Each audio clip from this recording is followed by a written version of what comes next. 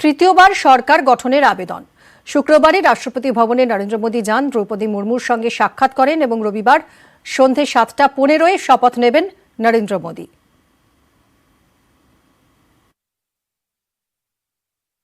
अब एक stable government मिलने के कारण और परिचित व्यवस्था और नेतृत्व मिलने के कारण दुनिया का भारत के प्रति रुझान, भारत के प्रति उनका आना बहुत तेज गति से होने वाला है और मुझे विश्वास है कि देश के सभी राज्यों को इसका लाभ मिलेगा।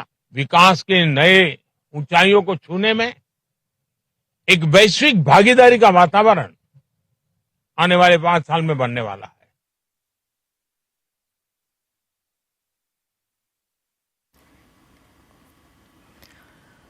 অন্যদিকে 24 থেকেই 26-এ নজর। আজ কালীঘাটে মমতা বন্দ্যোপাধ্যায় বৈঠক ডেকেছেন।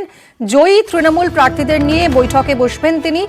আসন ভিত্তিক ভোটের ফলের পর্যালোচনা হবে। হেরে যাওয়া কেন্দ্রগুলি নিয়েও বিশ্লেষণ। বৈঠকে ডাক তৃণমূল জেলা সভাপতিদের। কথা বলবো আবির আমাদের প্রতিনিধির সঙ্গে। আবির, আজকের এই বৈঠকে ঠিক কি হতে চলেছে, কারা কারা থাকছেন?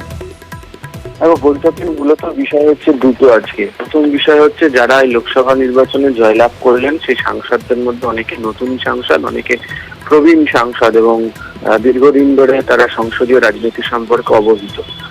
তৃণমূল 2024-এ যে ফল এই রাজ্যে বিজেপির তুলনায় অনেকটাই ভালো করেছে, তবে মূল লক্ষ্য এই মুহূর্তে তাদের এবার তৈরি হচ্ছে 2026-এর বিধানসভা নির্বাচনকে সামনে রেখে। এই সাংসদদের জাতীয় রাজনীতিতে ভূমিকা কি হবে, তারা কি দায়িত্ব পালন করবেন এবং এর পাশাপাশি তারা নিজেদের কেন্দ্রতে কি ধরনের দলীয় কাজের সঙ্গে যুক্ত থাকবেন, তাদের ভূমিকা কি হবে। তার কারণ হচ্ছে যে তৃণমূল কংগ্রেস প্রথম থেকে বিজেপি বিরোধিতা করেছিল এবং আগামী দিনে ইন্ডিয়া জোটের মধ্যে থেকেও কিভাবে ইন্ডিয়ার বিরোধিতা করে জাতীয় রাজনীতিতেও তাদের অবস্থান হবে, সেই সংক্রান্ত বার্তা মমতা বন্দ্যোপাধ্যায়কে তাদের সামনে রাখবেন। বিভিন্ন জায়গাতে লড়ে যে 13 জন সাংসদ হেরে গিয়েছেন তারাও হাজির থাকতে চলেছেন। বহু জায়গাতে ভালো লড়াই করেছে তৃণমূল কংগ্রেস এবং স্বল্প ব্যবধানের ভোটে হেরে গিয়েছে। সেই জায়গাতেও তারা যাতে মনোবল না হারিয়ে ফেলেন, সেই প্রার্থীরা তাদেরকে অন্যত্র অন্যভাবে তৃণমূল কংগ্রেস ব্যবহার করতে পারে, সেই সংক্রান্ত বার্তা ওই দিনকে তিনি রাখবেন। এছাড়া লোকসভায় তৃণমূল কংগ্রেসের দলনেতা এবং মুখ্য সচেতক কি হবেন সেটাও আজকের বৈঠকে স্থির হতে পারে। দ্বিতীয় যে বিষয়, যে কারণে হচ্ছে জেলা সভাপতি, জেলা কোঅর্ডিনেটর, বেশ কিছু গুরুত্বপূর্ণ মন্ত্রী, সাংগঠনিক নেতাদের এই বৈঠকে ডাকা হয়েছে। তার কারণ হচ্ছে যে এই লোকসভা নির্বাচনের ফল বিশ্লেষণ করে দেখতে পাওয়া যাচ্ছে যে তৃণমূল কংগ্রেস বিধানসভা ভিত্তিক 192টি আসন এগিয়ে রয়েছে। বাকিরা আসনগুলোর ক্ষেত্রে বিরোধীরা রয়েছে এবং বিজেপির আসন সংখ্যার ক্ষেত্রে এখনো পর্যন্ত যা হিসেব তাতে হচ্ছে 90-তে দাঁড়িয়ে রয়েছে। এক্ষেত্রে কেন বেশ কিছু বিধানসভা আসনে তৃণমূল কংগ্রেসকে পিছিয়ে থাকতে হলো, এই বিষয় নিয়ে রিপোর্ট এবং এটা মেরামতি করার জন্য কিভাবে এগোনো যায় সেই বিষয় নিয়ে দেখা হবে।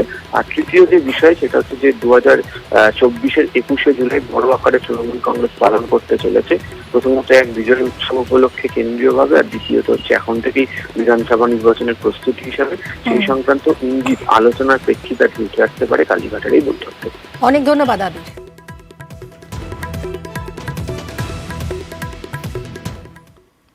অন্যদিকে আজ গুরুত্বপূর্ণ বৈঠক রয়েছে বিজেপিরও। দিল্লিতে রয়েছে এই বৈঠক এবং ভোটের ফলের ময়না তদন্ত করবে বিজেপি।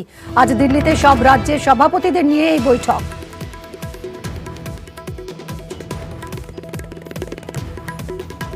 বিজেপি নেতাদের সঙ্গে বৈঠক জেপি নাড্ডা, অমিত শাহ। বৈঠক সম্পর্কে আরো বিস্তারিত জানবো। মৈত্রী আমাদের প্রতিনিধি রয়েছেন সঙ্গে। মৈত্রী, কখন এই বৈঠক, কারা কারা থাকছেন, কি কি বিষয় উঠে আসবে? দেখো দিদি, আজকে বেলা 10টার সময় এই বৈঠক আছে বিজেপি সদর দপ্তরে এবং সেখানে জেপি নাড্ডা, অমিত শাহ, সমস্ত রাজ্যের যারা রাজ্য সভাপতিরা আছেন তাদের নিয়ে এই বৈঠক করবেন।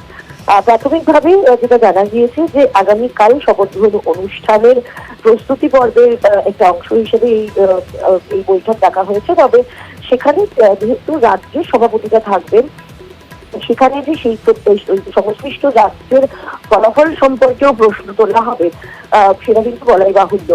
এবং আমাদের রাজ্যের তরফ থেকে রাজ্য সভাপতি সুকান্ত মজুমদার তিনিও কিন্তু উপস্থিত থাকবেন, ফলে বাংলার ফল নিয়েও সেখানে প্রশ্ন উঠবে সেরকমটাই কিন্তু জানা যাচ্ছে। ফলে বাংলার ফল কিরকম হবে এবং সেক্ষেত্রে রাজ্য সভাপতি কি জানাচ্ছে সেটাও হয়তো জানতে চাওয়া হবে।